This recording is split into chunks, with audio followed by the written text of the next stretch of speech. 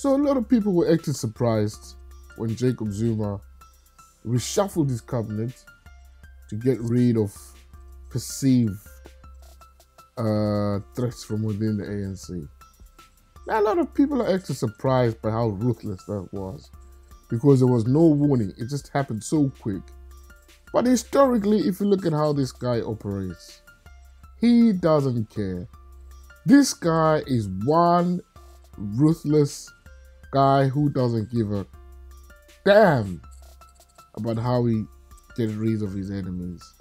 Let's just have a look at how he does. Do you remember Thabo Mbeki before this guy became president so he could deal with Thabo Mbeki? I remember when Thabo Mbeki said this. I've come to the conclusion that the circumstances dictate that in the interest of the Honorable Deputy President, the government, our young democratic system and our country, it would be best to release Honorable Jacob Zuma from his responsibilities as Deputy President of the Republic and member of the Cabinet. We all know how that story ended, didn't we? Not only did this guy survive any real troubles in the courts, came back, pulled the rug from under Thabo Mbeki's feet, took the party and eventually the presidency. And over the years, he has become even more deadly with how he deals with his enemies. Remember that King Yabatembu guy was always mouthing off about Jacob? I remember this is what he said once about Zuma. He flashes people like condoms. You know, like yesterday. While he thinks he can flash kings, he also flashes his own ministers like condoms. Unfortunately, I would say the president has a habit of not condomizing. We do not like people with that kind of attitude. His behavior is indeed a shower mentality. It was obvious at this point that this guy had no idea who he was dealing with. At this point in time, the poor king of Matembu thought he was in control. He wasn't.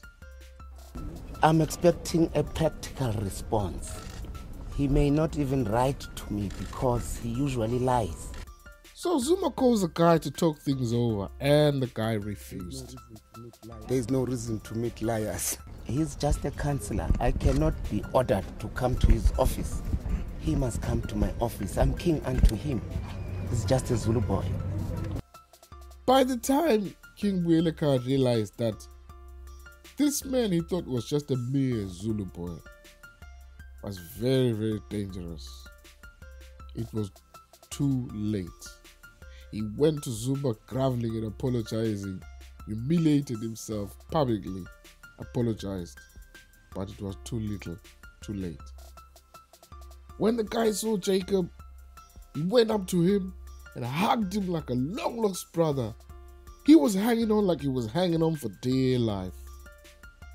My purpose was to come and see my president. For what has gone wrong in the past, come here and humble myself, lay an apology for speaking rudely to the president. We could all see what Jacob was thinking. He was thinking, just make it quick and get out of my sight. Vele angifuni nakuze ukuthi ufuna ukuthini. Bheka manje you're a fool. Yini manje mawusunje? Yini? Yini yona le time wasting for me? For saying things unbecoming. I know as a father, he has a soft heart, particularly a soft heart for a man like myself. Well, His Majesty the King is here today, as he has explained. He's here on his own accord after there was some crossing of roads in the past. His Majesty the King felt it was necessary, after considering the matter, to come with his subjects, Abatembu, to come and apologize and say sorry for what has happened, as he has explained. Look, anybody else would have said, you know what, this guy's a king. He had a bit of bravado. He was mouthing off. He soon realized exactly who I am. He's come back to me, embarrassed himself, apologized publicly. Let's let bygones be bygones. But not Jacob Zuma.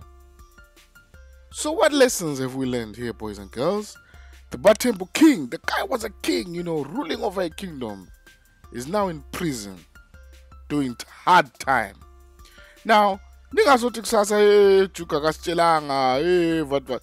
People like Cyril Ramaphosa, if you've got any skeletons in your cupboard, please, please. Ningazodlala duze no Jacob. Uzolivuruvaya lo muntu yazini. And ningazokhala kusasa nje. Miyekeni nje. Let him continue to adlala yedwa nje inkandla le. Because from history, the lessons we've learned is Jacob is ruthless.